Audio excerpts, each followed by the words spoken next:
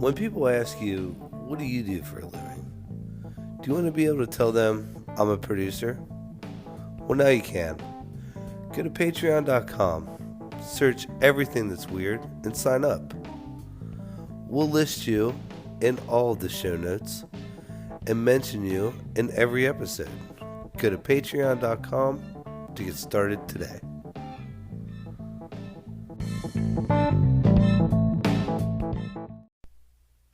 If you haven't heard about Anchor, it's the easiest way to make a podcast.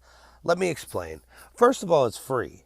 Second, there are creation tools that allow you to record and edit your podcast right from your phone or your computer.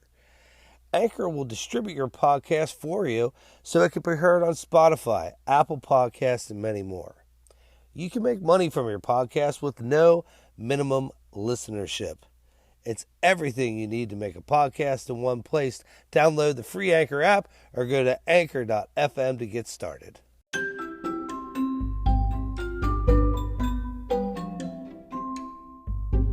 It's just like the rice that we've been sending them for fucking years. We've been killing them with that rice. Fucking, they started a long time ago under Clinton, and we just been doing subsidized rice from, American farmers to there, and now there's no rice farmers in Haiti.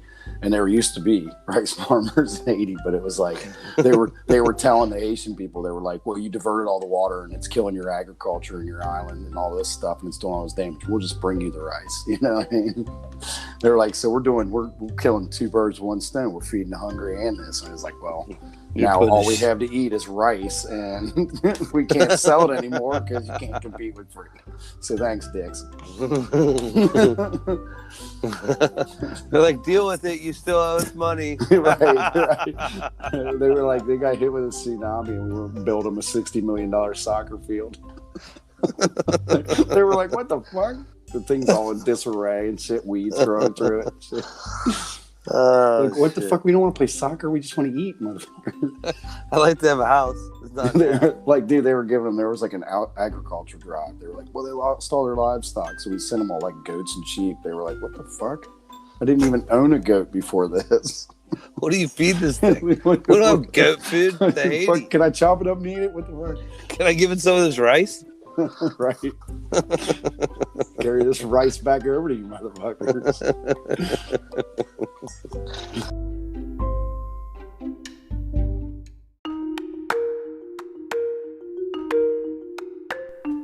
Welcome to the podcast that explores mysterious disappearances, bizarre worldly occurrences, strange phenomenon, and basically everything that's weird.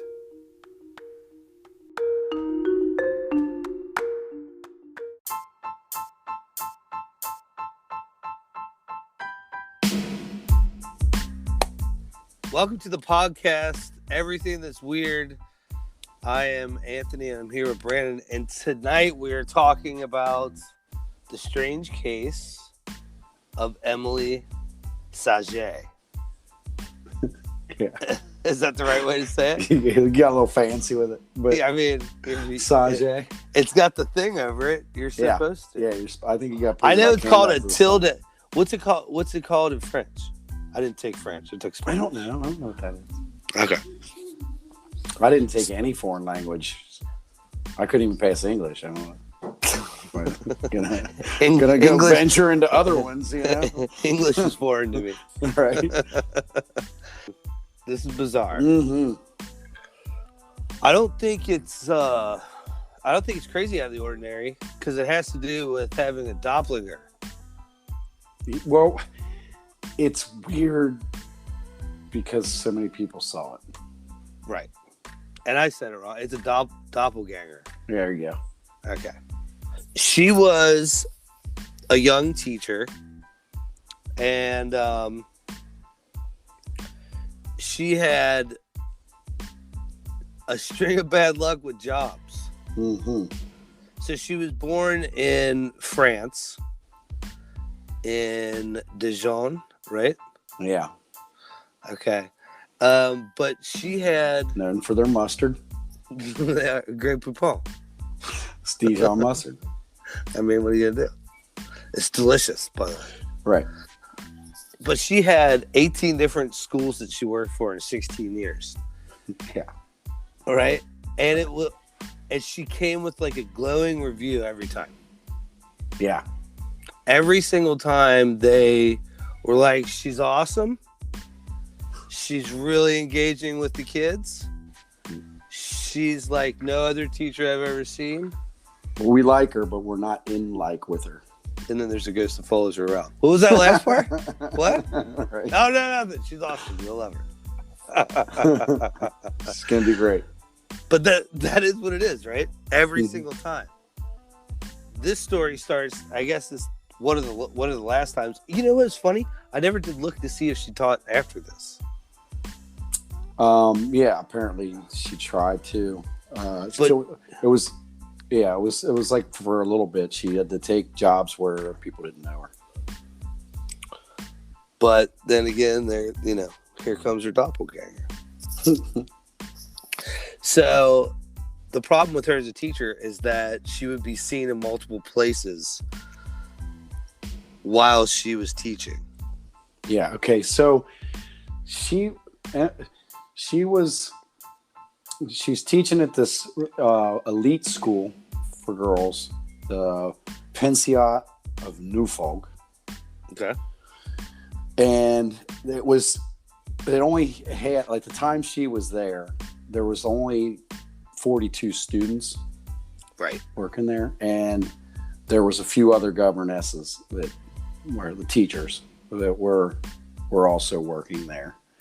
And as she was working there was these stories that would come up where at first it started out as one student would say, yeah, I just saw Mademoiselle Sagee on the hallway. And another student would say, no, that's impossible. I was just talking to her down that way, Right.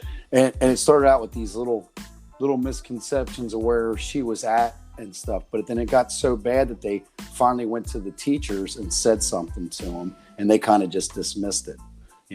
They were just being whimsical, and they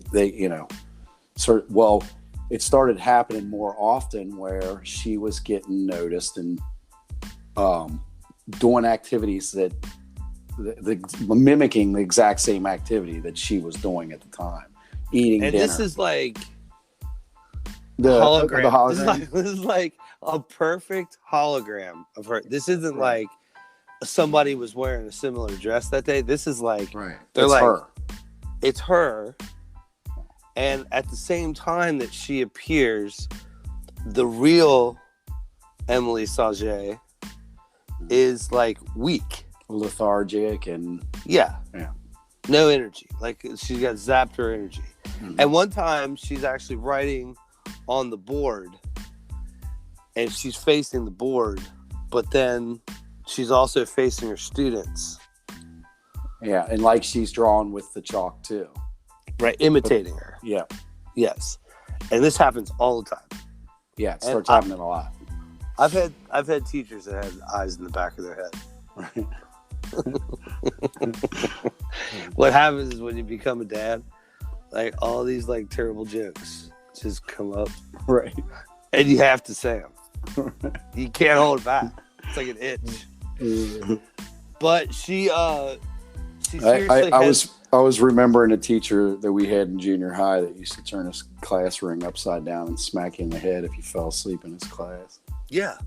You're not allowed to do that anymore. Can't do that stuff anymore. It's bull crap. It is bull crap that they can't do it anymore. Like, you guys should have to go through it too.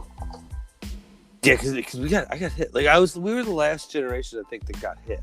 Well, like I told, I think we talked about it on one of the other podcasts. Is that I got the corporal I don't think punishment. I had a corporal punishment when I was in elementary. Yeah. I got hit all the time. Mm-hmm. I went to Catholic school, so I got hit all the time. Yeah, beat the crap out of me. Right. Several principals. She has this like doppelganger. Mm-hmm. That keeps appearing. She never sees it. She can't see it. She doesn't realize it's happening. Right. She starts to pick up on it, like, I guess because of the reaction. People see it, and then they freak out, and then she realizes what's going on. So you're right. This isn't just like once. This is all the time. Yeah, it starts happening a lot. Yeah. Starts happening a lot. And then there's a class of 13 that, like, where she did the chalk thing. Right. There was 13 kids in that class that all saw it.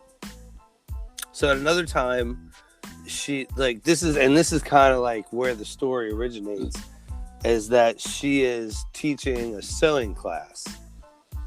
Well, no, it's what's going on is they have a sewing room, and the sewing room is really big. It's like a shop, you know. Okay. Like, picture a sweatshop with children.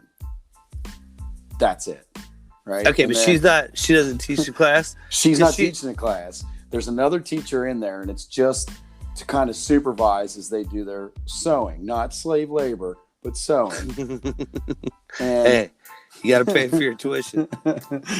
So they were working on their sewing, but that room could hold all the students. So all 42 students, all 42 girls, it's an all-girls school, all 42 girls were in that room.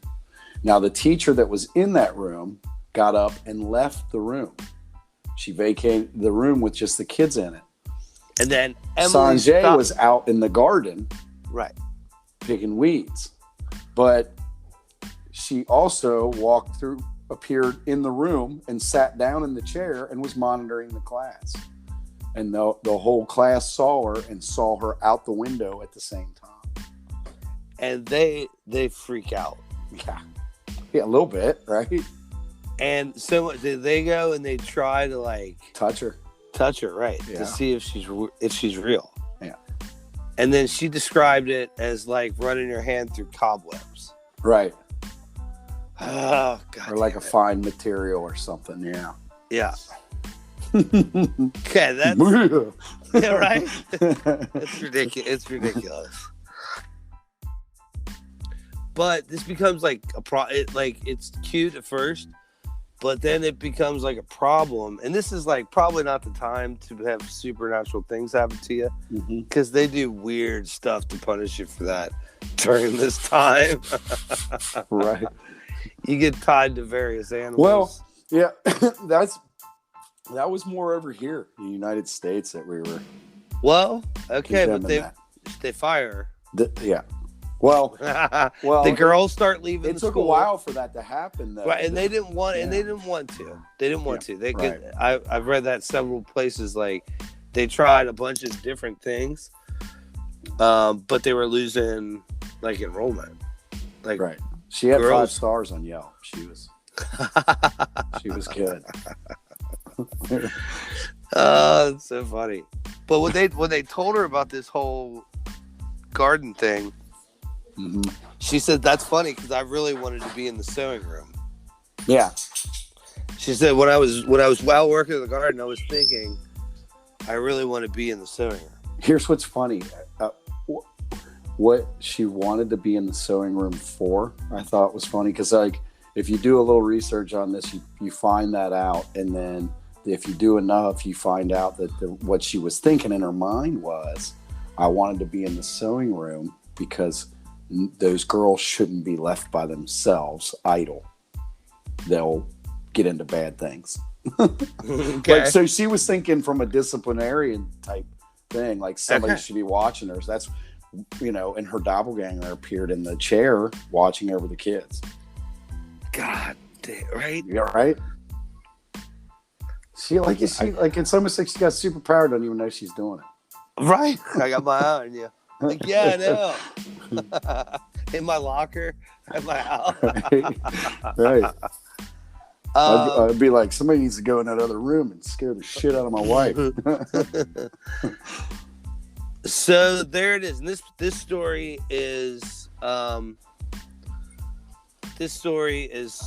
told by one of her students. Yeah. And if you don't know, like, technically what a doppelganger is, it's a German word which means like double person. And it's when the odds of there being two people. I think I read it's like 1 in a trillion that are exactly the same. Yeah. I think it's 1 in a trillion. So like the odds of that happening are like, it's something crazy. It's like once every 3,000 years or something. Yeah, where how it's many like people? somebody that's not related or Right. exactly Right. the same. Mm-hmm. Yeah. Well, there's a lot of those if you get online and you'll see like the Enzo Ferrari one and the guy that plays soccer now. There's one Right. where that's because he died he was born in the same reincarnation thing because Pretty funny. He died. I think it was like he was born when Enzo Ferrari died or some shit, or really close to it, same month or something. I've seen like Leonardo DiCaprio is like a Civil War soldier. He's got that look. Yeah. Well, like they have like they found like some Civil War soldier that looked like Leonardo DiCaprio. Yeah. He already looks like that. Like you could, yeah. You could put him in a uniform right now. You're like, right now. That's it. He can put him right in the Reverend. You're the guy. Titanic. Yeah. And that's pretty much the story. So she is a teacher that continually gets fired from her jobs because she scares the shit out of little She's kids. got scary ass ghosts flying around. Because there's a ghost that constantly follows her around, and this is like her demise. And it's great she can't see it, right? Like it's like that's awesome that she can't see it. She's like, what are you guys freaking out about? Right. And they're like, we're gonna have to let you go. And she's like, what are you talking about? Like, they love it. They're like, well, you have a ghost that follows you around. And this is like what's happening in her life, and she's having a hard time. Yeah. So yeah, they got it was like heavy pressure. The kids kept going back because the more it happened, the more stories went back home. And these were all from this school it was pretty prestigious. They were all like barons and shit like that. They were elite. They were like all the elite. aristocratic. So they were coming back and telling these stories, and they were worried about, how it would look. And they started pulling students. And when they went from 42 down to, I think she said that they went from 42 down to 12, maybe. That's when they said, it's either you or the school, and we gotta, And those it's a whole school. Right, yeah, right. And those 12, like the nanny's like, we're not switching schools. I don't want to take a horse to another school. We're staying here or I quit.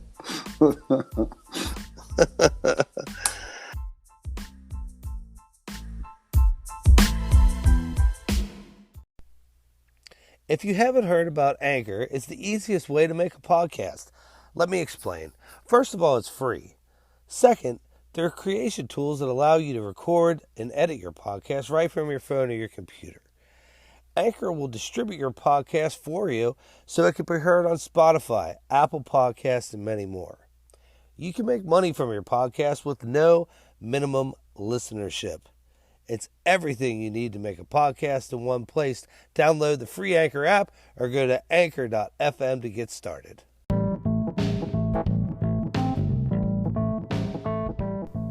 When people ask you, what do you do for a living?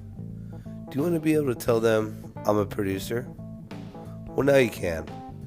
Go to patreon.com, search everything that's weird, and sign up. We'll list you in all of the show notes and mention you in every episode. Go to patreon.com to get started today.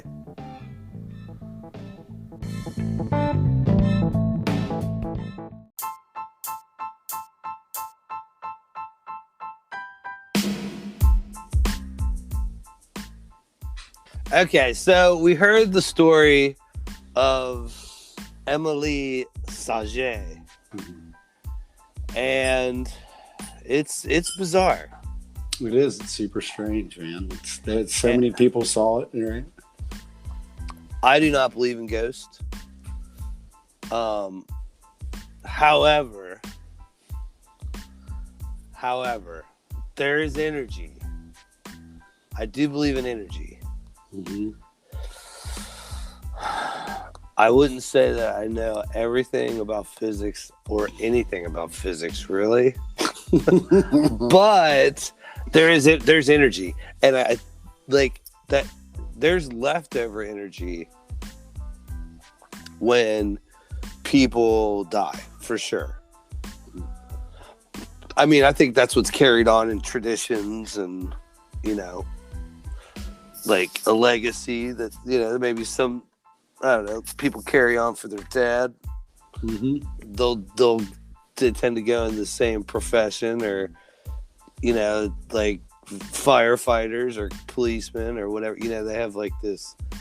There's an energy that carries you into that. I believe that. Yeah. My dad coached football. I played football. He coached wrestling. I wrestled. You know what I mean? Yeah. Like, and so I mean, I do believe that. I don't know what in her case.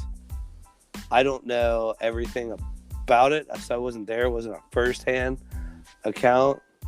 Yeah, this is quite a while ago. I don't know anybody that this has happened to.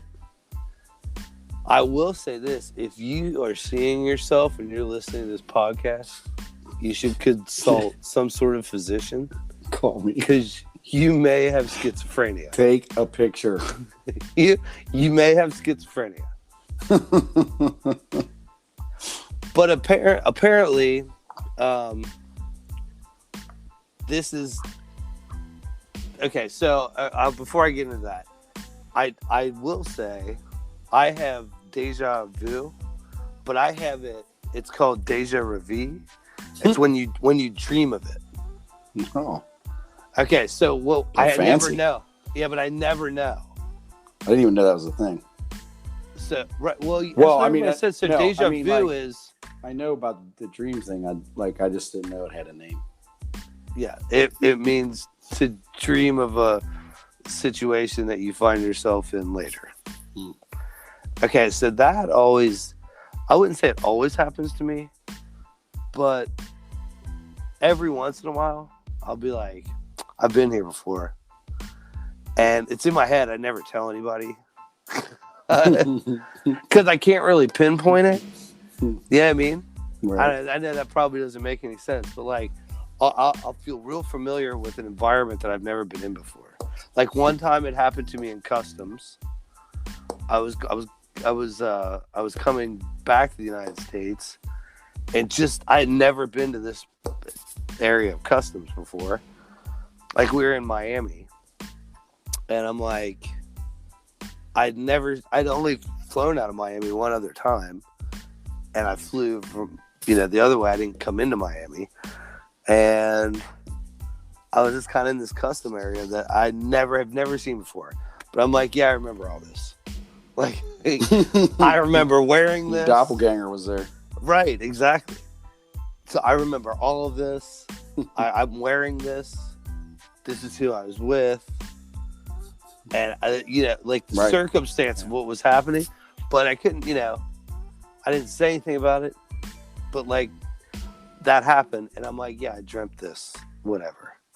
And that happens to me occasionally. But I have zero control over it. I wish I could walk into the casino and be like, 31 black. All on black. Right? But it's not that way at all. Yeah, I don't.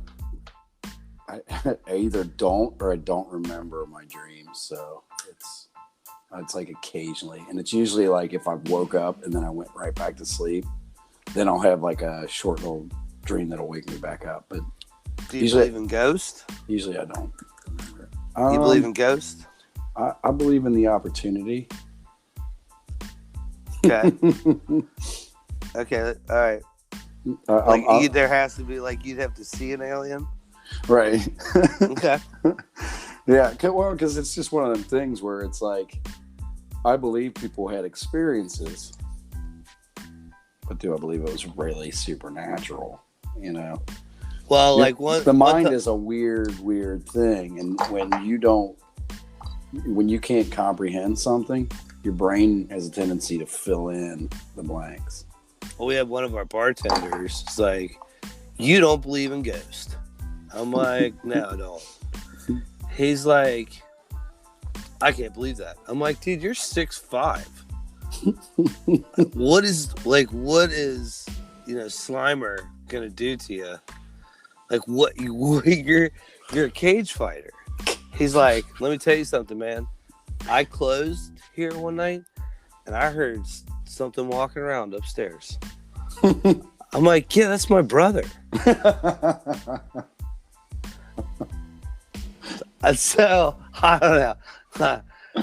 I feel like it's a real estate developer in Scooby-Doo, which, by the way, there's a lot of real estate development in Scooby-Doo. Yeah. Like, there really is. Yeah. It's always like they're trying to scare away potential developers, right, where they're going to put a subdivision. Yeah. And they need to get people to sell. If it wasn't for the damn kids. Damn kids. All right, but scientifically speaking, now this is something I'm not going to attempt to explain, but like string theory, there's a theory that there are multiple big boy britches. There's multiple universes. Right. And so these strings are on a subatomic level. So the way it was explained when I read it was that if you're going to compare a string to an atom, the atom would be the size of the universe, and the string would be the size of a tree on Earth. Okay. See, I read it and my brain broke. I'm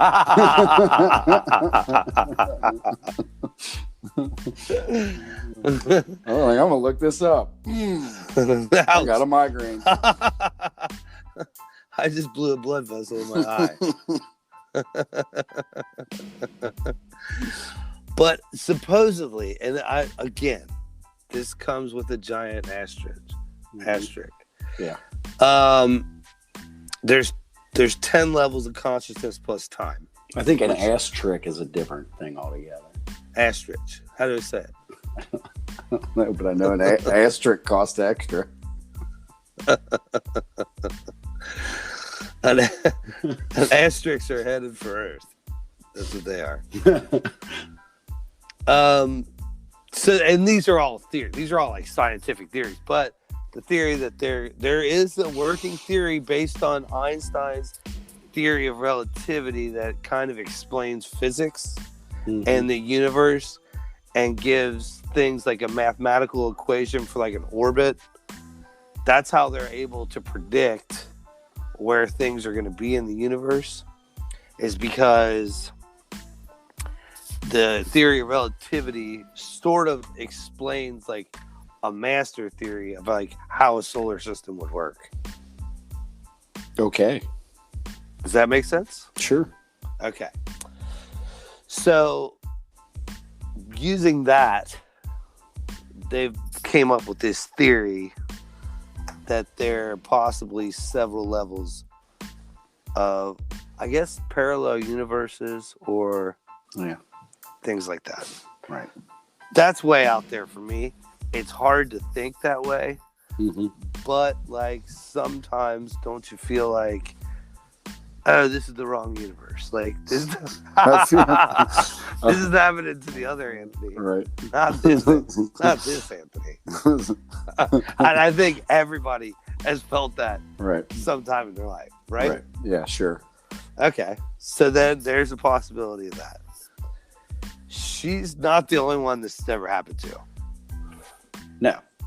Ever. Like Abraham Lincoln, it happened to him. His wife was super spiritual. And was he napping? Yeah. Okay, and then he saw his reflection in the mirror, and there were two of him. Now, to be fair, mirrors weren't all that awesome in the 1860s. But it wigged him out. Yeah. So he kind of like got up, shook it off, went for a short walk, came back, and it happened again. And so he told his wife, and she was like, she thought this was like an omen.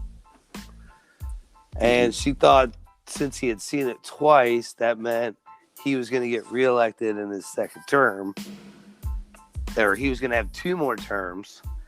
And then he would die. But he actually died like soon after that. So yeah, so the sign was probably that he was going to become a ghost. Right. She misread that one by a lot. Okay, so it also happened to this other guy. His name's Johann Wolfgang, which I feel like that's like Mark David, like a very normal name. Right. Like, right? A lot of Johann Wolfgangs on Von Goethe, but he was like a respected guy during his time in Europe.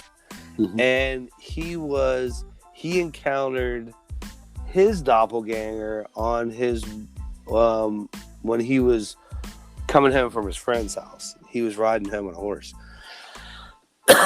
And he saw another rider coming towards him, and on the other side, the other rider was him in different clothes. Right. Well, then after this, he was riding down the same road, and he realized he was wearing the same clothes that the guy that he saw earlier, years earlier, was wearing. It was right after he visited that same friend. Right. So that's like a deja vu. Mm-hmm. Okay, and who's the novelist? Guy de Maupassant. Okay. If I said it right, I don't even fucking know, but he claimed that his body came into his study after he went into his study, sat down beside him, and started dictating the story that he was in the process of writing. But here's the thing. This guy, he had after he had numerous encounters after that with his doppelganger, he was like committed to a mental institute, right? Yeah. Following suicide attempts. Mm-hmm. Well, he died with syphilis, and they said that it might have been a mental illness caused by the syphilis. Yeah. Which I didn't even know was a thing that could happen. Like, oh yeah, that's why. Well, like at the end, like Al Capone was fishing out of his swimming pool. Right. Yeah.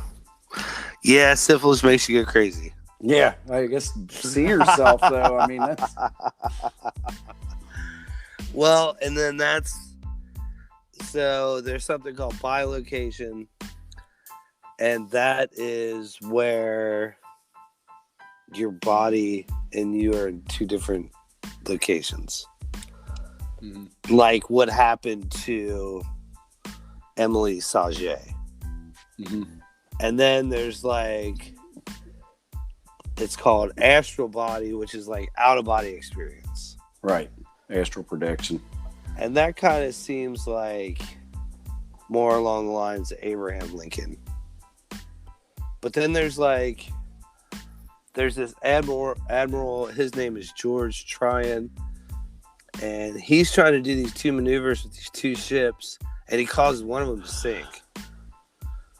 And he dies on that ship. But he's seen on the other ship saying, "It's my fault. It's all my fault. It's all my fault." Huh.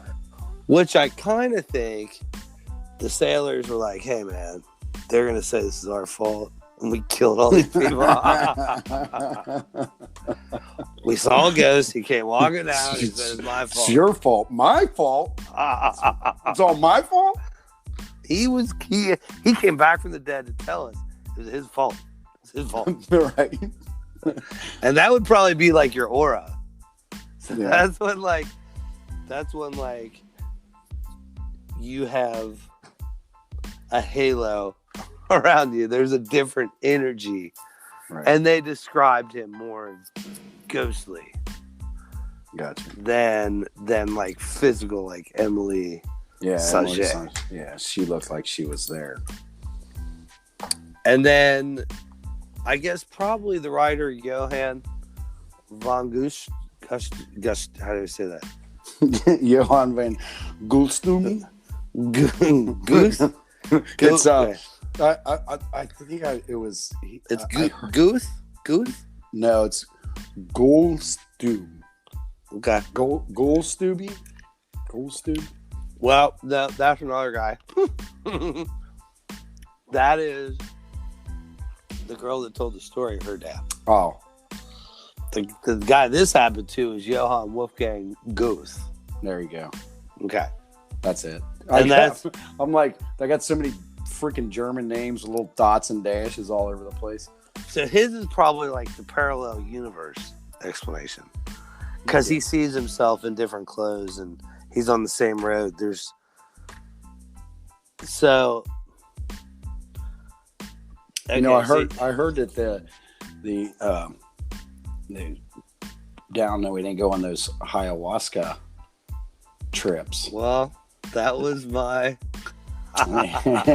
There's reports that people they take them to the same place and like it's like all these people having the exact same. So that was my next thing was that they don't kind of talk about a whole lot. And this is used by the military. This is used by ancient tribes as, like a drug induced or like a hypnotic state, remote viewing type of deal. Yeah. Well, it's a theory that ayahuasca gives you the ability to see into those other parallel universes. Right. So or possibly a fourth dimension. So there's been FOIA documents that like Freedom of Information Act released by the CIA, every branch of the military, where they have looked into this. They've spent millions of dollars looking into this as a possible like weapon. Yeah, right. And I thought there was a movie. Well, the Germans were all on meth. Well, right. They were legitimately on meth. They had the meth ration. Mm-hmm. That's how the Blitzkrieg even was possible. That's how they moved across Europe as fast as they did because they were all on meth. That's true. You get going. It's a motor starter. Army runs on its meth was Hitler's quote. And they're like, maybe. Yeah. The guy he had running the Blitzkrieg even was just like, I'm going to keep going. Even though they were like, don't. He was like, I'm going.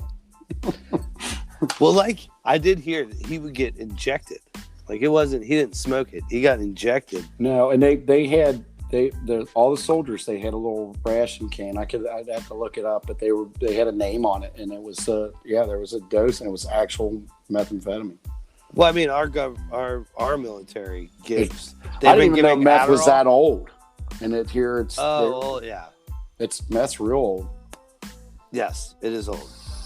But like our military gives Adderall to soldiers, and because Adderall has like a crazy property if you give it in the right dose. Right. You can not get tired, and your brain doesn't get tired, so you can rest your body, take Adderall, like do certain kind of work, like non-physical, mental work, rest your body, and not sleep if you take it in the right dosage. And they've been messing with that for a very long time. But there was a movie called The Men Who Stare at Goats. Right. Did you see that? Yeah.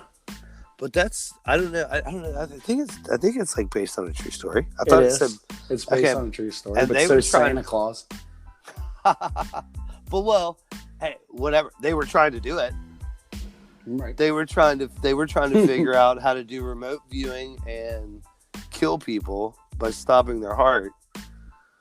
And it was using psychic powers, and they spent a lot of money looking into that. Now, I've never seen this movie into its entirety. I've seen parts of it, like when I'm flipping through. I probably should have watched it, but, we kind of got this idea earlier. But, I mean, it's not like it's something people haven't looked into, because there's all kinds of documentation of, like, world leaders and things like that over time that have kind of gone into the state in order to predict, future, like Sitting Bull or, right, Tecumseh, or they all, they seem to have like these visions. Mm-hmm. So maybe that's some kind of untapped resource that we don't know. And I mean, telekinesis, where you like actually communicate or even like move things, is in its infant stages of where they can they can't move a lamp, but they can come up with different theories of how it may be possible to do that. Right. So scientifically speaking, there's a few explanations about what would have happened with Emilie Sagee.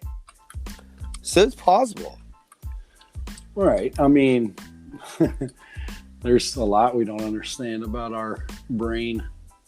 Definitely.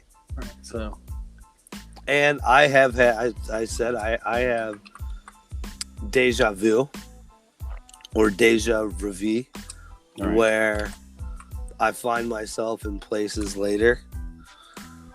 Now, like, it's known and been tested that Tibetan monks can actually raise their body temperature. Yes.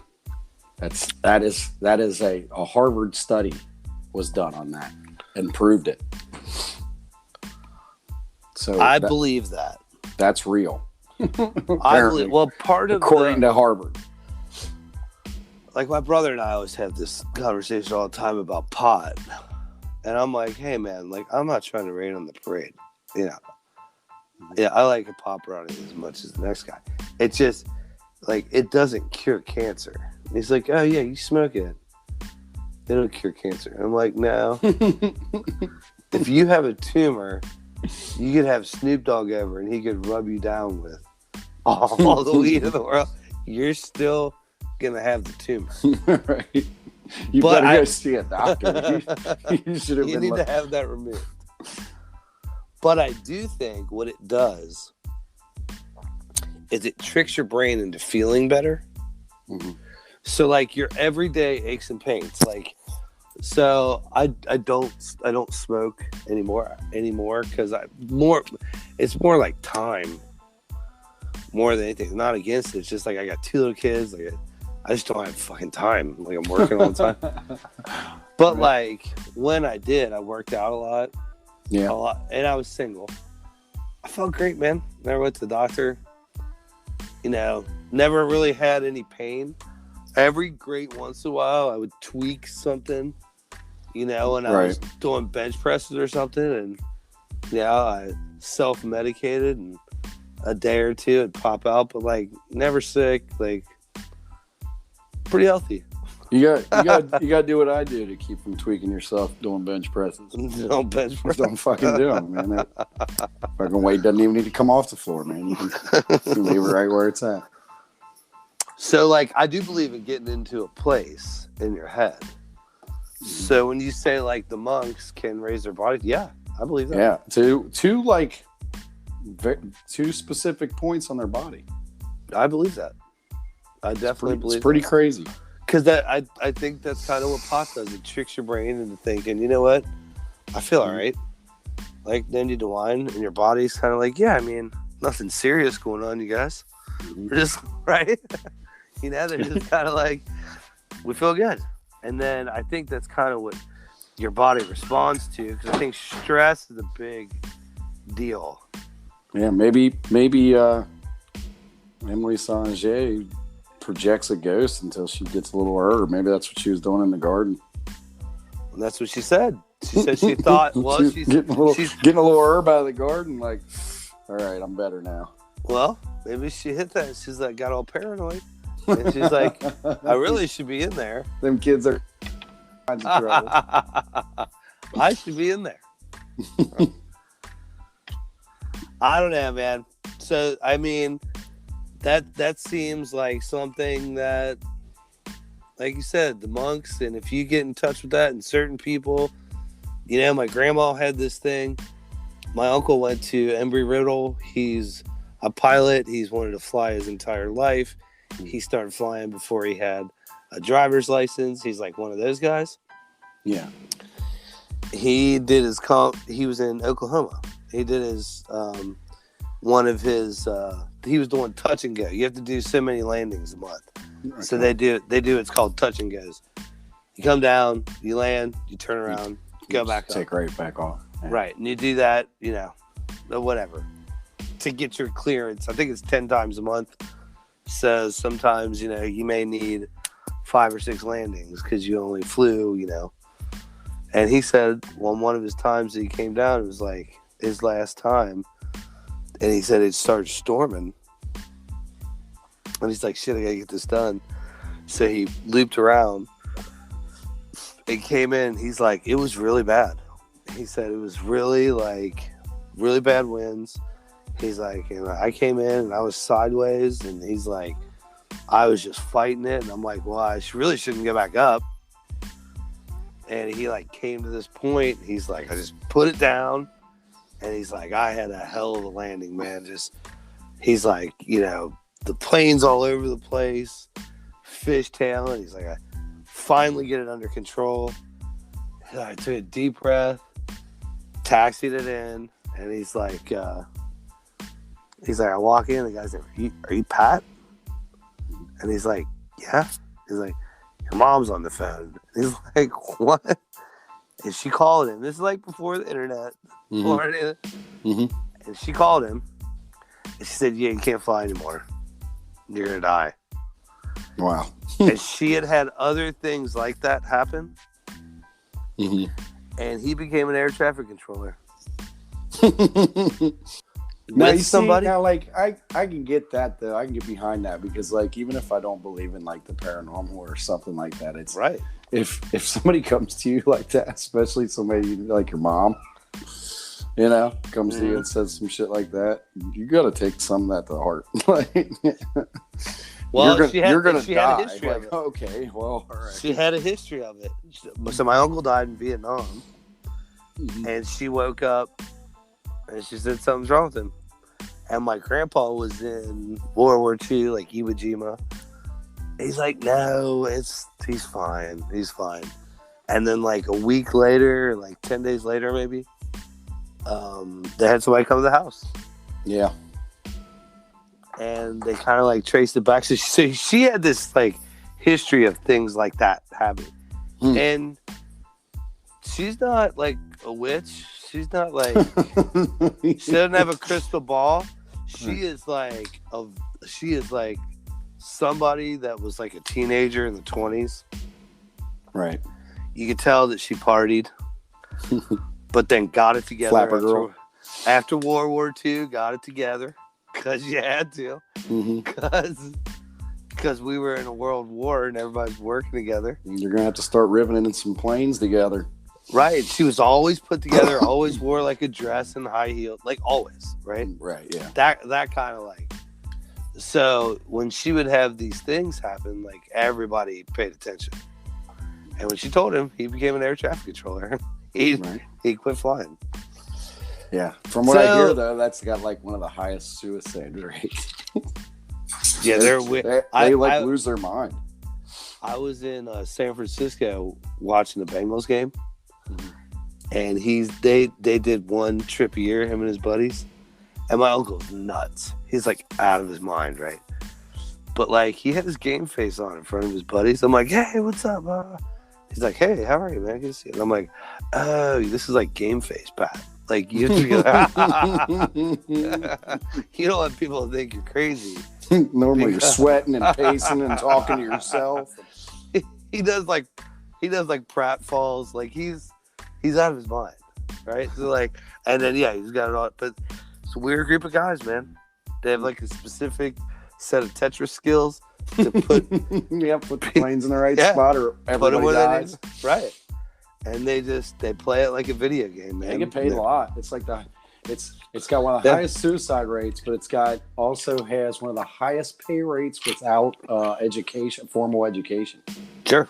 You don't have to go to college for it, and you make six figures. It's a certain kind of guy, though. Yeah.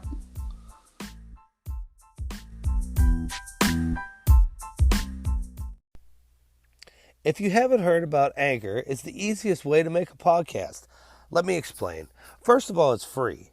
Second, there are creation tools that allow you to record and edit your podcast right from your phone or your computer. Anchor will distribute your podcast for you so it can be heard on Spotify, Apple Podcasts, and many more. You can make money from your podcast with no minimum listenership. It's everything you need to make a podcast in one place. Download the free Anchor app or go to anchor.fm to get started.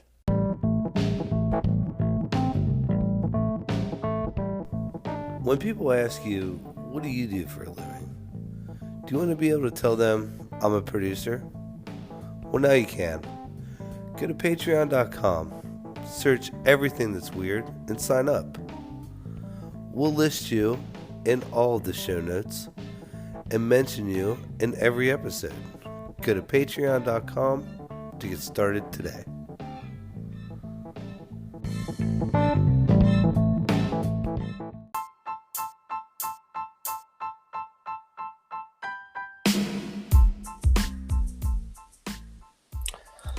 So, Emilie Sagee. Mm-hmm.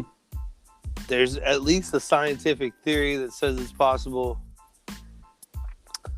There are other historical figures and people that had similar experiences that say it's possible.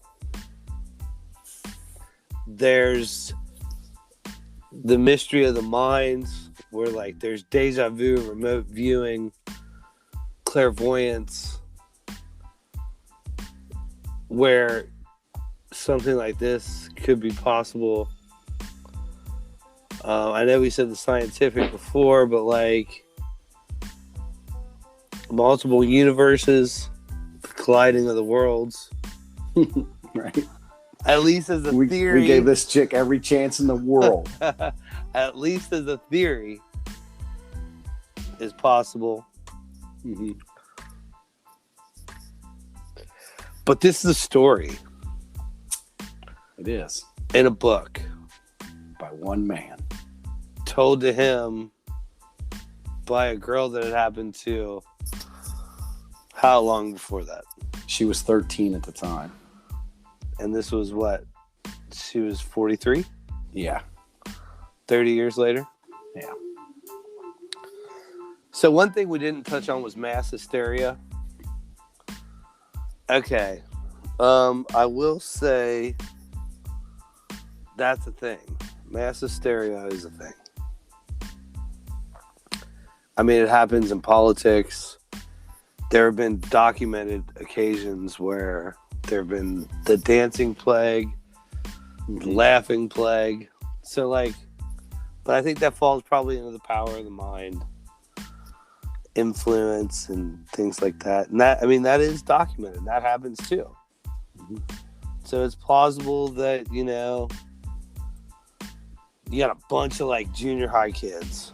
Because, like, I don't care what school or how, like, what time in history. I always say, like, you know, like, if there were 3 caveman brothers, do you think they punched each other in the dick? Yeah, definitely. They totally did, right? That's part of, like, being brothers. Like, Probably smashed him with a rock and made him bleed, you know? It was probably real bad back then. And they just laughed. Kissed him in a pit if he didn't make it. Right? So I think that's kind of innate behavior probably, and plausible that like one person may have thought they saw something and they convinced their classmates that they did see something. But I'm not a believer. There's a lot of problems with the story. There's a lot of problems, yeah. Right. The school is not where he said it was. Well, there's Latvia has a pretty sad story. Yeah. Good country now. Like they're killing it. They're doing great. Don't get me wrong. Humble beginnings. Yes, they've been somebody's bitch for a while, and multiple bitches. Like they've been owned by Sweden, Germany, the Soviet Union, Poland, even Lithuania at some point. Like I mean, how that happened. When Lithuania kicks your ass, something's wrong, right? So Latvia's got this really, really bad past where they constantly have been taken over by some foreign entity when somebody rose to power.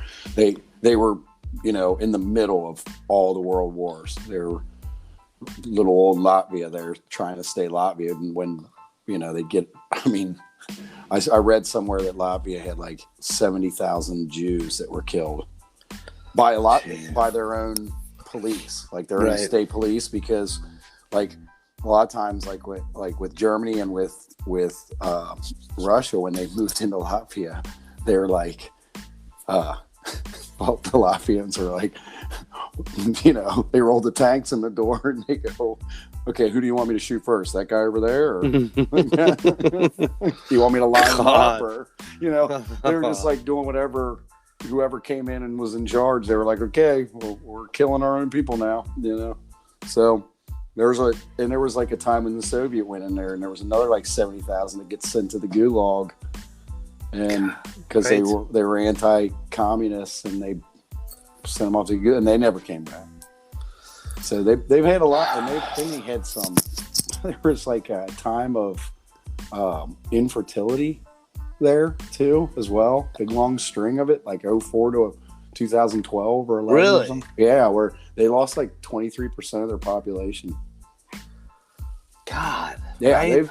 So not only is like the leadership changed hands a lot of times, so like what happens is like all these places get renamed. They get named after people that took them over. You know what I mean? So a lot of names changes and going on. A lot of history lost. A lot of their own culture lost. Now they've reclaimed a lot of it, and they're kind of back on track to where they wanted to be, I think. Okay, so the bar, we have 3 different addresses. Mm-hmm. So it was 6993, and that was part of the township. Mm-hmm. And then it's 6947. I forget what they call it. It's just part of the county. And then 6987, and that is the city. It's part of a city. So we've been 3 different things. Right. With 3 different names. Yeah. And he was off. I heard that the exact mileage was like 36 and he said 86. It was the other way around, I think. Okay. Because he said. Oh, you're right. He said. And then some was like a mile up the road from. It was a mile up the road from some town, and that town ended up being like 80 miles away. So we were doing. Well, we still are going to do a story. Now, what we're talking about is Robert Dale Owen, the author of he wrote a book, and the book was called Footfalls on the Boundaries of Another World. And in that, he had like one. It was like I think it was just like one chapter that tells that story that was related to him. The whole book isn't about that. It's just in the book. It's like one chapter. Right. So. And this is based on a first-hand story from Julie von Goldenstube. Right. Now, I will say this. So, in this story is what we're talking about, where the accuracies of what he actually says. So, this happens 30 years after she tells him the story. Right. And at face value, you got to look at this guy and go, this is somebody that's, I mean, this Robert Dale Owens was a United States congressman. He's not a dummy. Yeah, he came here and almost immediately was in the Indiana House of Representatives. I mean, I think it was 10 years after he got here. And after that, he ended up going in and becoming a congressman as a representative of Indiana. And he even got later on in like 1850, he was the delegate for Indiana in a constitutional convention, which is kind of a big deal. You know what I mean? Yeah. A lot of people don't know what the constitutional conventions are, but that's telling that guy you have the voice for the entire state. Right. And when you call a convention, that's that. Now, this is a funny thing because I see a lot of these. There's like freedom indexes out there, mm-hmm. and they rate countries, and we're like pretty low on the freedom. We are pretty low. We're pretty low, but the thing is that nobody. I don't think any of those indexes put the idea of this convention into play, because technically, what you're saying is that the true democratically voted people, where your vote counts, you voted those people in, and they're saying to the federal government, slow down, you're getting too big for your britches. So you get the states to call convention. Congress has no choice but to call convention. It's in our Constitution. They call convention, and then they can ratify and change and amend the Constitution. So they can limit the federal government. I mean, like every country has a constitution. Yeah, but most constitutions around the world grant their citizenship rights. Ours are considered inalienable, and they're protected by the Constitution against the federal government. So it's more like the Constitution and the Bill of Rights were wrote for the federal government. They weren't wrote for us. Those are inalienable rights that we all have. That's to tell them you can't impede on them, and here's what they are. Okay. So what you're doing essentially is when you call a convention is you're getting the states together and saying that the federal government's got too much power. We need to make a change in spite of them, because they're not going to do it for us. We're going to do it. And this happened a lot more back in the day, obviously, because the country was being, developing. So it happened a lot more often. Now, there's still states out there that have standing calls for convention. There's several states that right now currently have standing calls for convention. So once the number gets, I think it's only got to be like 28 or 32. Maybe it's 32. Something like that. Once you get 32 states to say, yeah, they have to call a convention. And then one delegate sent. So this guy got the honor of being that one delegate for the state of Indiana. So that's kind of a big deal. That's the whole state saying he's not a quack. Right. He's not a quack at this time. Right. Because later on in life, Mr. Owens takes a bit of a different path. He does. And he gets into spiritualism. And he was always he was a social reformer. Now, this guy's got like a ton of stuff under his belt. You can credit this guy with a lot of stuff. I mean, he helped get the Smithsonian Institution started. He helped push the bill through. They got that Smithsonian Institution going. And he also was an advocate against slavery, women's rights, especially when it came to property ownership after, divorce rights and and marital property rights, stuff Yeah, like because that. before that, for I women. mean, you died poor. Yeah. So he's got quite a resume, and he actually was like he came here to try and when they came here that they were trying this utopian socialist society in Indiana. Okay. So that's where you guys. But it for all intents and purposes, when you look at him on paper, he wasn't a quack. He was a well-respected member of our government. So, but later on you find out that he gets into the spiritualism, and it's kind of goes along with this book he wrote, about the footfalls on the boundaries of another world, and telling that story. How much money did he have? I don't know. Because he's hanging out with, can you say it? Guldenstube? Yeah. All right. He's hanging out with the Von Guldenstubes who party, right? Those guys are no joke. I mean, he's a baron? There's. All right, you just don't. If you're a baron, you're doing well, right? Yes. You're like a count. Yeah. Now there was Julie, who told the story, also had a brother named Johann. Of course. and his full title was Johann Ludwig Baron von Guldenstube. Okay, right. And that's what he was called in professional circles. It's a lot to say. It is. Now this guy, this is where his source was. This is this girl and her brother.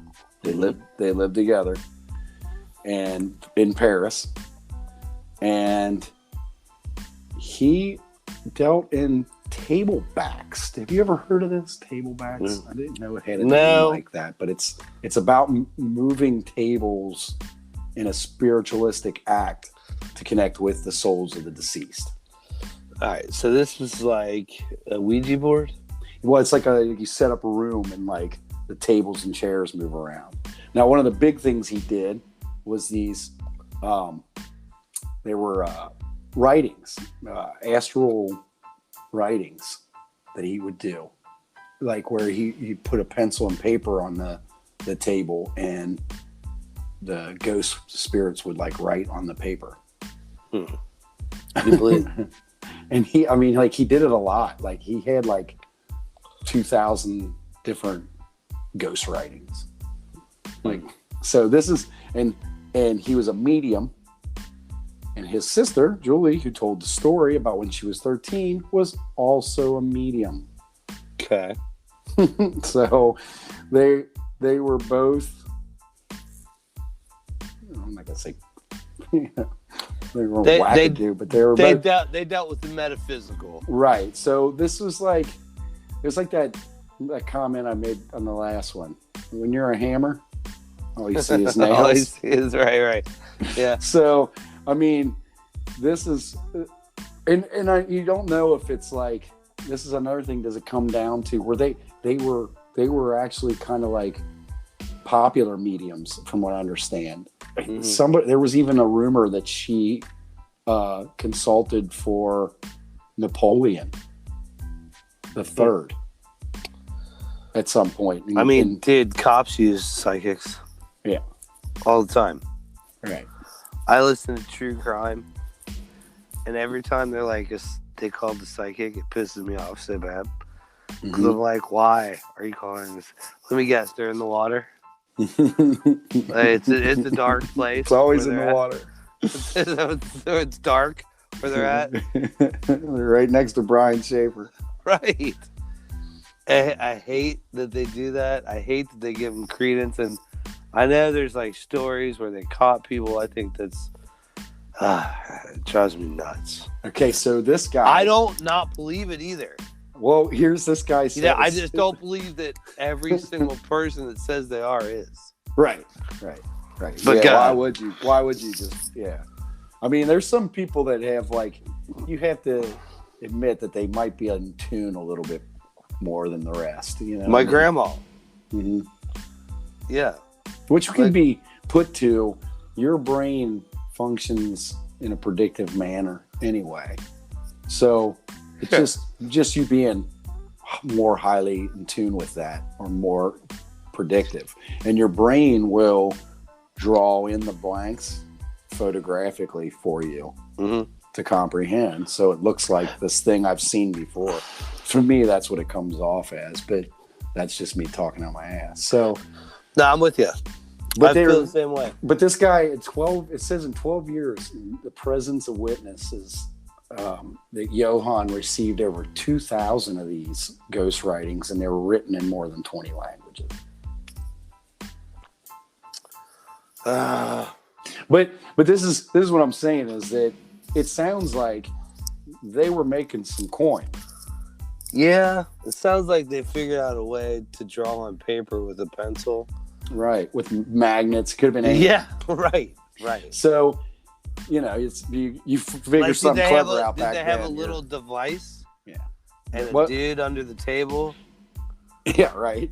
Being like, apparently it was a glass table. He would use like a glass table, but whatever. I mean, nobody saw it directly writing on the paper. So, but I think this is their cash cow. So like mirrors, like bad mirrors. How great would a story about going to a school where there was an actual doppelganger? Yeah. Okay, it's because, like you said, when you make a claim like that, they're going to check your credentials. They are. They're going to check. And then there's a lot of it. Like there's no paper trail for her. A lot of people say she was like an illegitimate child. Yeah, for Emily, because there's an actual Sagee that was in. But her name's Sagee. Well, I thought it was still Sanjay that was in whatchamacallit. Well, yeah, but it's spelled Saget. Right, but there was still another one that was not far away, but it was but it couldn't match the name as well. And they said sometimes that was because when you were in her position, you would change your name. Yeah, because being shamed that you're born out of wedlock, right? I guess, yeah. Yeah, I think she was born out of wedlock, so an illegitimate child, and so it wasn't uncommon to change your name to try and start over. But that would have put her at like 16 years old, starting to work, which would kind of go along with that. Yeah, you teach kindergarten at 16, right? Right, square, triangle. Yeah, back then they got married at 14, so it didn't matter. You probably had a kid in school by then. You're a spinster at 12. So I mean, there's the base of the story, and then when you start getting into looking up, trying to find records of the school, the Emilie Sagee herself. I mean, it's just really hard to find anything that says, yeah, these people actually existed. And we're doing a story coming up, not in the next 3, but like we're trying to make a connection between 2 things. Mm-hmm. And I was trying to look up the name of one of the things. Yeah. And the origin of it and where it came from. Mm-hmm. And it's tough to find. It is. I was looking at like old maps and stuff to try to see what came first. It's weird when somebody gets like a town and shit named after them. Right. And you can't find anything on them. And I looked up any kind of history, like on Ohio history. I looked at all the towns ever in Ohio. Yeah. And there's like thousands. Right. It's never listed. Nope. It's not on any maps. Right.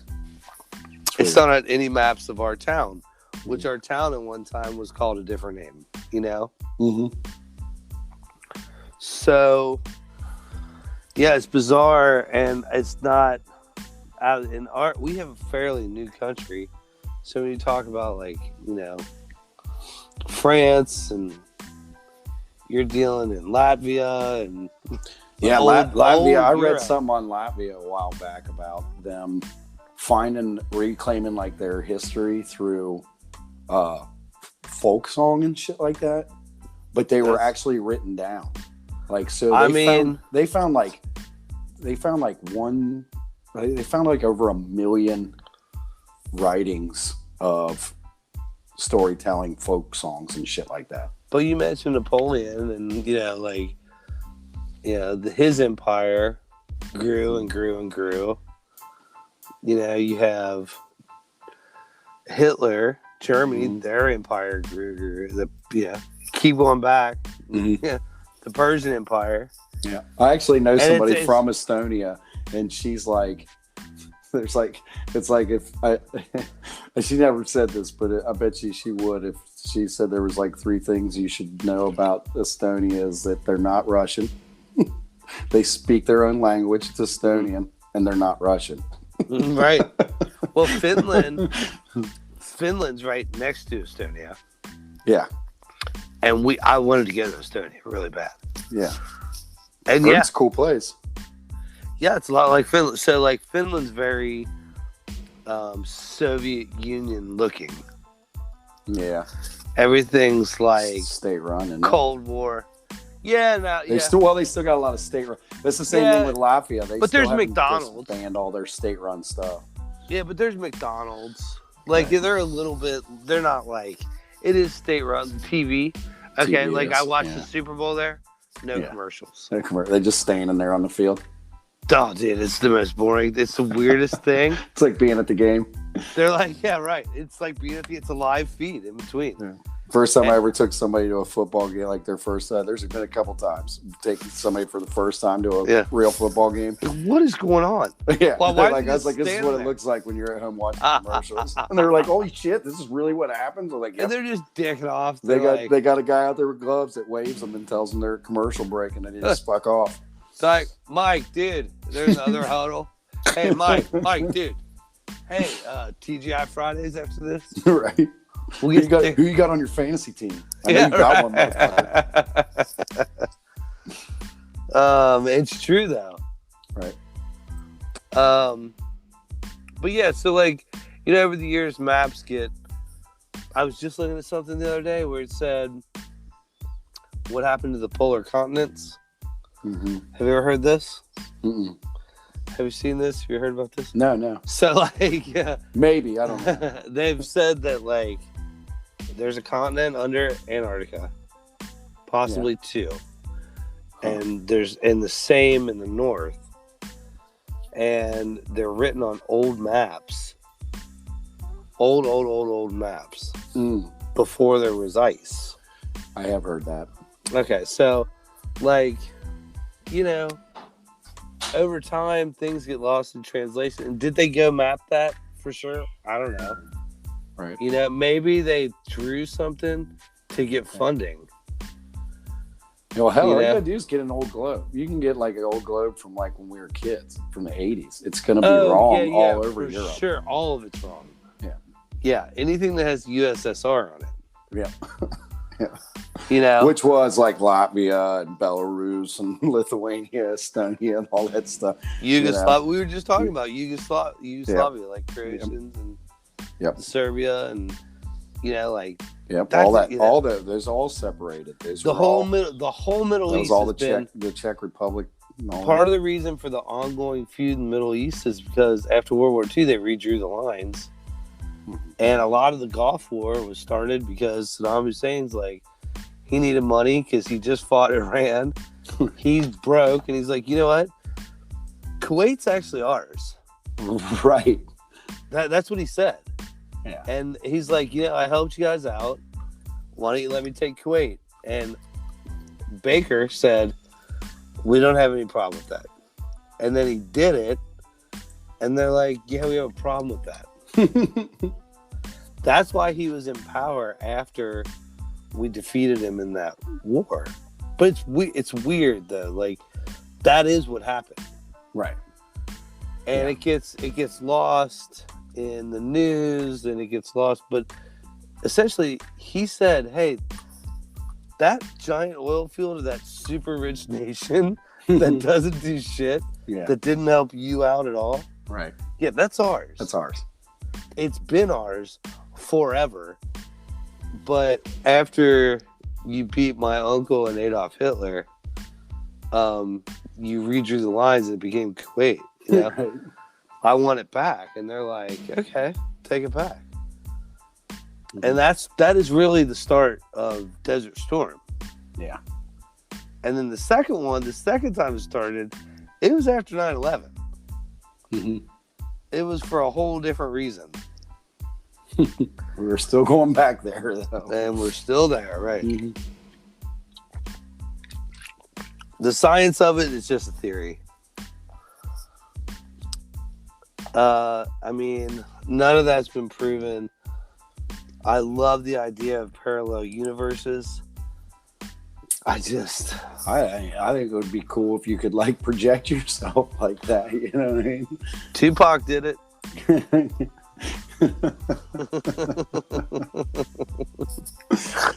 Shit. So, I mean, that's a theory. There's a lot going against this story. Yeah. I would love to believe it. Yeah. When I first read it, I was like, this is amazing that all these people saw this. I will say. And then I couldn't find any of those people. Right. Right. But maybe it's one of those things, like, it is a mass hysteria where, like, you know, I mean, Fatima or, like, I mean, dude, I remember when we were in our teens, there was, like, Cold Springs, Kentucky had the sighting of the Virgin Mary. Right. You know? Right. And multiple people saw the Virgin Mary. Yeah. And then we saw Touchdown Jesus get hit by lightning. Remember Touchdown Jesus? That seems like divine intervention. The big butter Jesus. Yeah, it's so funny. They rebuilt it. I was bartending in Los Angeles, and this girl was like, "You're from Cincinnati, right?" Mm-hmm. I said, "Yeah." She's like, "Yeah, Touchdown Jesus?" I'm like, "Oh," I said, no, I think you're mistaken. That's like, that's Notre Dame, like Notre Dame football. They have a cathedral right outside the stadium, mm-hmm. and Jesus is like addressing the people, and his hands are up, but you can like see it from the end zone, so they call it Touchdown Jesus, right? Right. And she's like, no, it caught on fire. And I said, "Oh yeah, that's us." Yeah, that's us. Way less elegant. Yep, that's us. Yeah, got struck by lightning and caught up. Yeah, yeah. And they didn't take it as a sign at all, and just rebuild another one. But it was like mostly. Am I crazy? It was mostly styrofoam and stucco with the steel interior, right? And no grounding. So it wasn't grounded. Didn't have it. They were like, "We put a lightning rod in this time." Oh yeah, you think? It was a sign, dude. Maybe not. Maybe not. Isn't there something written about not having idols? Yeah, right. Thought I made it pretty clear, people. Yeah. Us getting struck by lightning. That's us. That is us. Yep. We shot a gorilla too. We did. In front of a ton of kids. Jesus got hit by lightning and we killed a gorilla. Oh my God. I will say some people have abilities. My grandma is one of them. My wife does. Does she? She does. God damn it. To mess with you? She can, you know what? It's weird because she's got like these semi-psychic abilities, and she's got this like crazy sense of smell. Like, really? she can smell a fly fart from a mile away. And it is the most annoying thing in the world. I feel like I've said the phrase, "No, I can't smell that," more than any other phrase I've ever said. Is she psychic? She thinks she is. Are you ever like, hey, babe, let's go out to dinner and have a night with me and you? And then you're like, oh, look, a casino. We should stop in there. That's crazy because she'll do this stuff and we'll play like games where she like will like try and read my mind and stuff. And she gets it right a lot. I mean, she does lean heavier to the correct side. But when we go to casinos, we both lose our ass. Yeah. We go in, we put like $100 limit on ourselves or something. You know? Right. You go in there and be like, all right, 5 minutes later, we're like, well, we're down 150. You want to get another 50 out? Quarter slots? They got anything that takes pennies?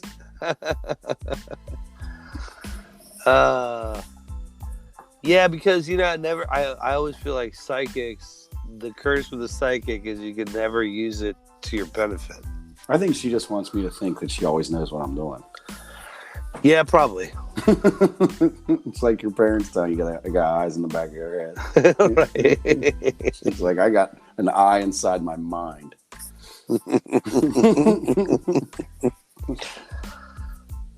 The one thing that messes me up so much about this story, I hate this story. I think she is a liar. I think everybody involved is a liar. But the one thing that messes me up about this story is that she never saw it. Yeah. And that seems to be the most truthful thing. Right. What happened? That's what's... I'm telling you, that's what sold me on in the beginning. I'm like, wait, all the people saw it, but she didn't. If so that is she wasn't making the claim.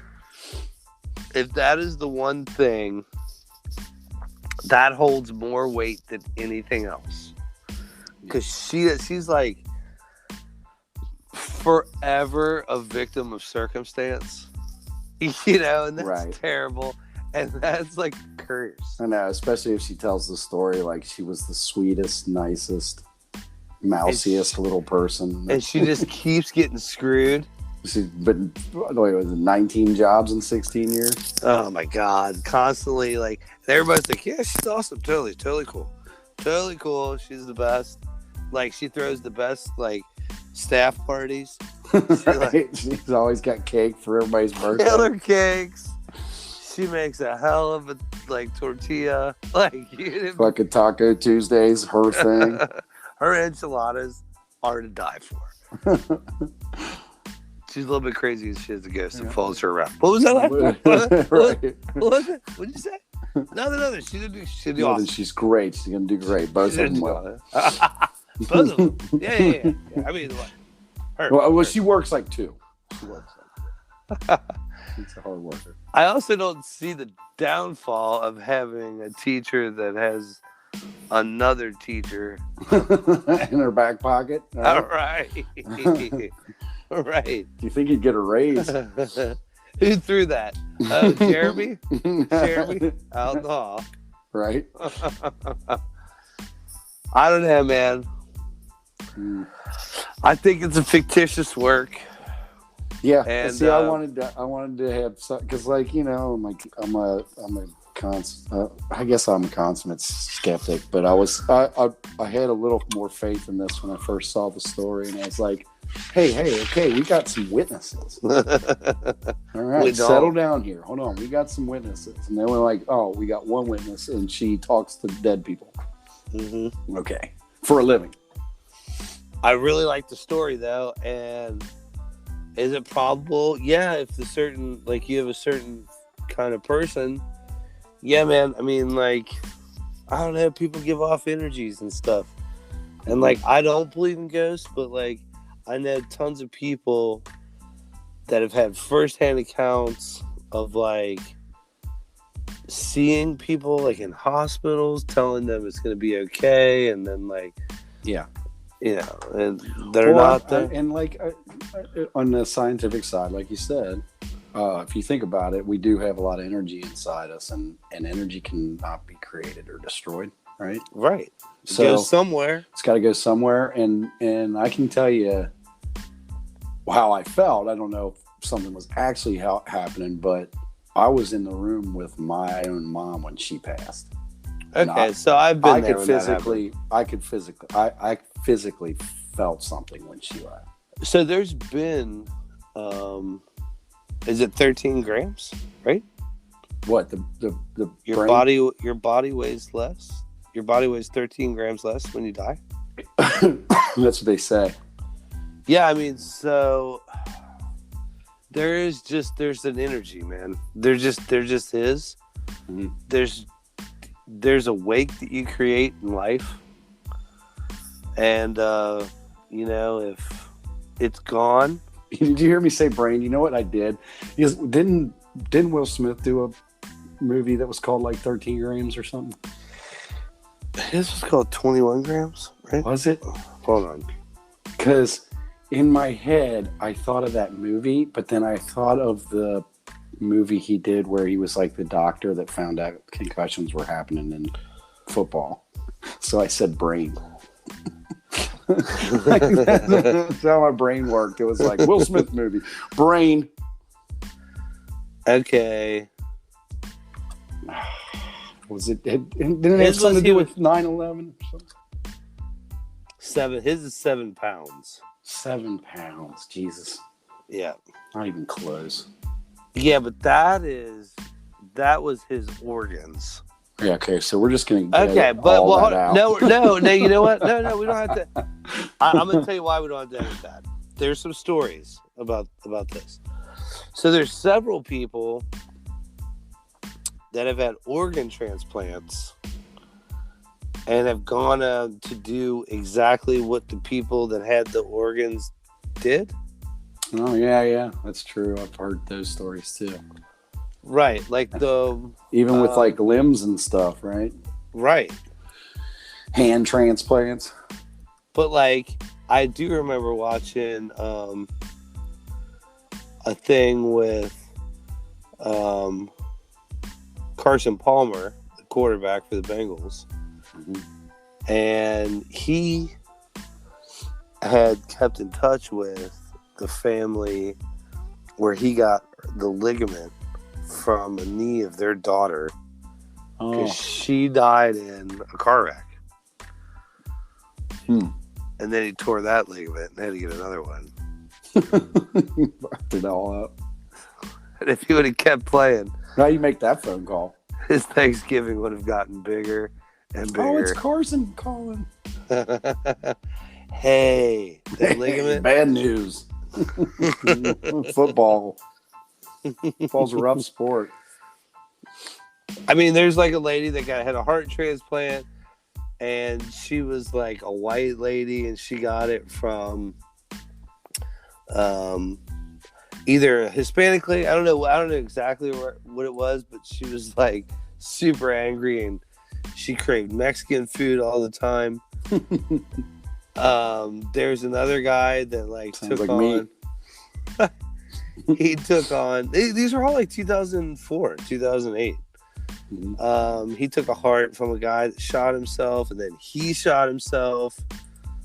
There was another guy that like had to get like a liver, and then he was able to do carpentry. You know what I mean? So there's all kinds. It was like when John Travolta got that tumor. Yeah, phenomenon. Portuguese and shit. Well, there's a guy that learned to draw after he got like an organ transplant.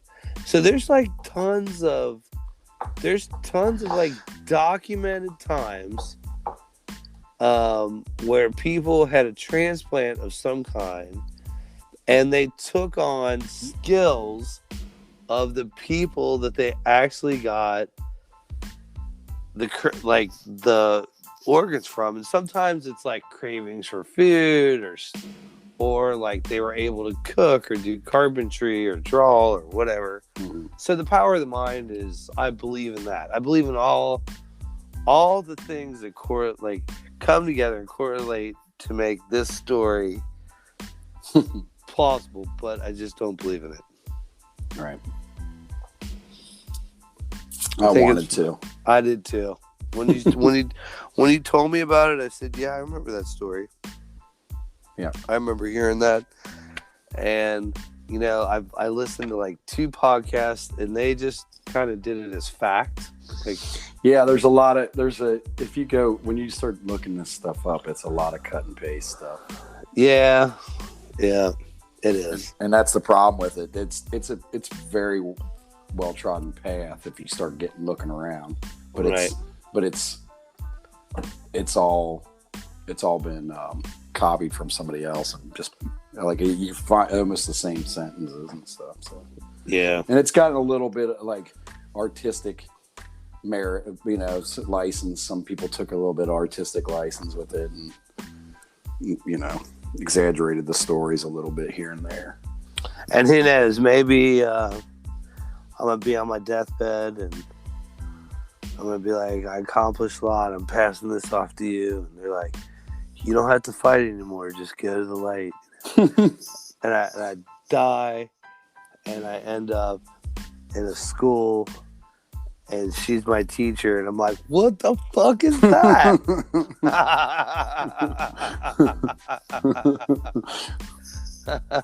Right. I passed through a parallel universe. Founder. Through one of the ribbons of time. Fucking on a subatomic level, and end up in her classroom. Right. And then I'll be like, I was wrong. And I'll have to tell my kids, and to tell their kids and their kids and their kids and their kids that there are these things called podcasts. And when you get to the end, you tell stories into a machine, and then people listen to them. Yeah, hey man, I was wrong. The whole thing did happen. But I didn't have that happen to me, so I'm going to say it didn't happen. Right. Yeah. So my conclusion is that my thinking is that at some point something may have happened to this Julie Gouldenstube that made her, romanticize what really happened. So there could have been one of those like deja vu moments. There could have been one of those inexplicable moments where she thought she saw something, and so she took that and she turned it into something over time, because the more you tell the story, the more you get kind of over the years, you start elaborating on it and start kind of changing the thing, and people start drawing into it, and they're drawn to the story, and it's amazing to them. So you make it a little bit juicier, each time. And so over time, she might have come to this story that eventually caught his ear, that she related to him. Because she didn't have a problem at all, like giving her name. Like that was a big part of it. Like he wrote in the chapter, this was all related to me by her. She has given me approval to write all the names and appropriate dates down and leave them in as such. So it was like kind of a point where she was like, yeah, make sure my name's in there. You know what I mean? It's kind of what it sounded like. Like, make sure you put my name in there. And a little bit of a tag of self-promotion. Like, I think that's what it boils down to. I think she romanticized some, it could, maybe there was nothing at all. I'm giving her the benefit of the doubt that there was something there. And I mean, we're like old enough that like cold readings were like on TV. Yeah, like there was like John Super Edwards. Popular. Yeah. John Edwards was like, I used to watch it. Right. And it wasn't, I swear to God, it wasn't until South Park. South Park's like, dude, you're a liar. Yeah. Watch, nothing. I'll do it too. Yeah, right. And they're like, you're psychic. And I'm like, I'm an idiot. I am an idiot. I know. And so there's a lot of like parlor tricks. The Blair Witch Project got me. Yeah. Well, because Well, the way they marketed it, to be fair, it. they marketed it. Yes. I remember the way they marketed it as real. Yes, very much so. And it was, it was funny. I was like telling my boss at the time. So, it was a long time ago when that came out. I was telling my boss about it. I was like, I saw this crazy thing, blah, blah, blah. And he looked at me and goes, "That's so bullshit, man." And I was like, you don't even know. And he goes, "What channel did you see it on?" I was like, "It was on the Sci-Fi channel." Oh my goddamn, I'm an idiot. What was I even thinking? Like, was I not paying attention to what channel I was on? Yeah. Son of a bitch. You're right. Yeah. It's all fake. That was the beginning of reality TV. Mm-hmm. Yeah. I know. Shaky film and snot. I knew somebody that was on Survivor, and they're like, all they do is say, "You know what Brandon said? He said you're a dick. And you're a puss. He's gonna kick your ass, right?" Right. That's all they do. They just feed talk you shit full to of each other. Yeah, they just feed you full of stuff, and then they interview you. Like, what do you think about Brandon saying, you're a puss? And you're like, fuck Brandon. And they're like, yeah, cut that in, right? Yeah, right. And then they get us to dinner, and they're like, Brandon said you're a puss, and you're like, yeah, fuck you, Brandon. Yeah, right. And that's it. It's all fed, the whole thing. Right. The only one I don't watch the Survivor and crap like that, because have you ever seen the show Alone? I love the show Alone. That is great TV. You know what? That makes me feel like not a man, but I love watching it. Like, because I'm like, there is no way. That is real, though. There's a different seasons where the chicks were they were second place 2 years in a row. Well, because they make a home, and they nest. Mm-hmm. The guys that I remember the one guy that won. He's like, I killed a moose, right? And I'm losing weight. I'm eating moose every day. Yeah, but it's because he's basically on an Atkins diet. Well, apparently moose aren't fatty animals, right. And then it was his whole season was what did he caught a fatty piece of salmon or something, right? Yeah, he caught a bunch of salmon and the Wolverine got to him a couple times. And he's like, oh man. And I think he thought, because they have doctors that come around and you're not allowed to just fake it. So they have doctors come around, they'll pull you. Yes. And he's like, I thought I was getting pulled, and here a few people have gotten pulled. There's been a few people that were not happy that they were getting pulled. Yeah, but it's unhealthy. You don't want people dying. Yeah. But that's a crazy show what they do to survive and how good they are at it. I mean, it blows my mind. Well, people used to argue all the time about Bear Grylls and Survivor Man. Yeah. But they were really two different shows. Survivor Man just kind of showed you what to do to stay alive, kind of like Alone. Yeah, hold it out until you get rescued. Whereas Bear's like, all right, man, this is how you do it. We're getting the fuck out of here. right. But who gives a shit if they stop the cameras and the motherfucker eats a granola bar? I don't give a fuck. Stay in the hotel. He still took elephant dung, lifted it over his head, and squeezed it and drank the juice that came out of it. Yes, I've seen him eat sheep balls. Yes, I've seen him pee on his fucking shirt and wrap it around his face. I've seen him tie a rope to his backpack and jump into a crevasse. Yes. And it snagged in the crease of the crevasse, and he was hanging there. And then he looped the rope that he was hanging by around and climbed up it like a ladder. Yeah. All right, that's a skill.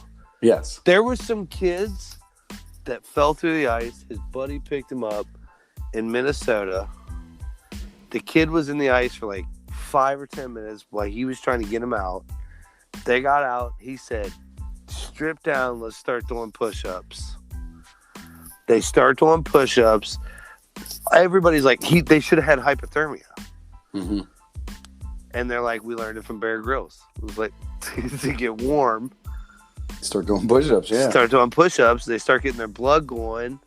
Mm. And instead of like sitting there chattering and trying to get warm, which you can never get warm. You're in the middle of a lake in Minnesota. They go to the bank, they do some push-ups, and back in the game. Yeah. Well, one of the tricks he showed was something that they used because he's climbed Mount Everest. Right. And when he did, like, there was a few people died. Oh, I'm sure. He's been on Everest when people died. God. And they had to lower the body down. And to do it, he used a fucking frozen candy bar. They had a frozen candy bar, and he showed how to make this tea in the snow. And then he just put the candy bar and looped the rope around it. He said, I've since seen you make that small line, dude, that's strong as shit. I tried it once, like went out in the yard when we had deep snow and put a stick down and put a rope around it, and then you pull it. Because it's got such a small break area, it doesn't snap, even if it's real small. Huh. So he lowered the whole body down with a fucking candy bar. He ended up breaking his back. Yes. He broke his back on that trip. Yeah, crazy dude, man. I don't give a shit if he stays in a hotel at night. Yeah. Well, Daniel or whatever they were saying, Daniel Tosh does this thing where he says you eat the poisonous bat. Yeah, eat the bat. It's like, step one, catch a fucking bat. There's poisonous bats? And he's like, and then he just does it. And his cameramen are just laughing their ass off eating Luna bars. Right. Well, that's the crazy thing is his cameramen don't get enough credit because they're on them fucking cliffs too. They really don't. Holding the camera. They really don't get any credit for it. Yeah. They're climbing down them cliffs too. They got to follow his ass. With the camera. With a camera. Getting good shots. You can't just have the camera. It's not like you decent put it under your shots. arm. Right. You have to get good shots too. Yeah. It's pretty crazy. But alone separates real survivalists from the rest of the world. I mean, Survivor is nothing compared to those people. So I think this is probably. I do think it probably has some sort of origin. It has to, because feels like it does. It feels like it does because it's so original. Mm-hmm. So maybe it started out as kind of like a urban legend, mass hysteria, mass hallucination type of thing, where somebody sees it and it kind of spreads, and then it turns into like a little bit more Emperor's New Clothes. Right. And the girls didn't want to be left out and not say they didn't see it. And then maybe it's like, those people die, which, how good are birthing records in the 1800s, right? In Latvia. In Latvia, which wasn't even Latvia at the time. So. Right. And then, it's like Livonia or something. So maybe all that did happen, and there's not a whole lot on her, but maybe she did exist, and maybe there were 19 institutions that she taught at, and she got fired from all of them, and maybe she's got a twin and she was just fucking with people. I thought that originally because we had several sets of twins in our grade. Yeah.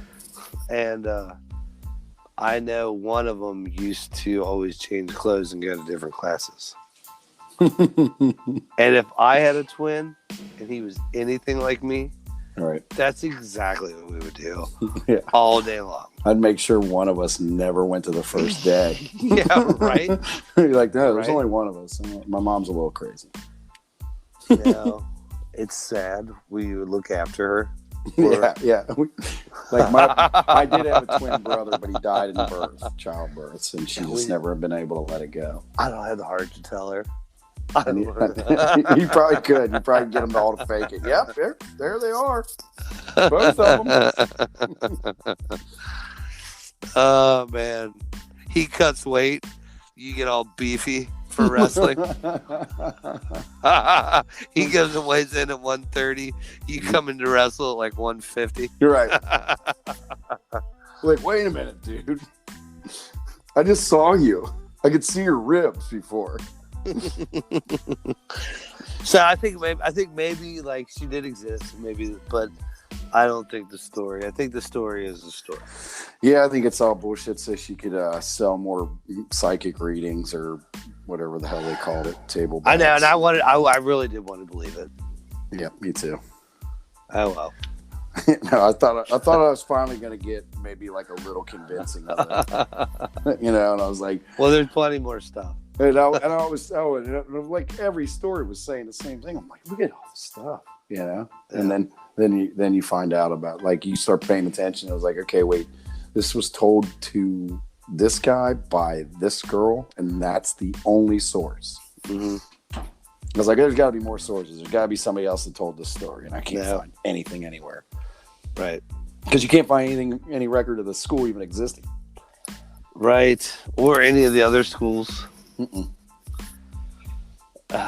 And even though, like we said, things get lost with maps and things like that, it's just, I don't know, man. I like with you and Bob Lazar, I need more. Yep. I would need more to say this is a real story. Yeah. This sounds like she was trying to give herself credibility. Mm-hmm. I think so right. too. All right, then. There it is. Solved. All right.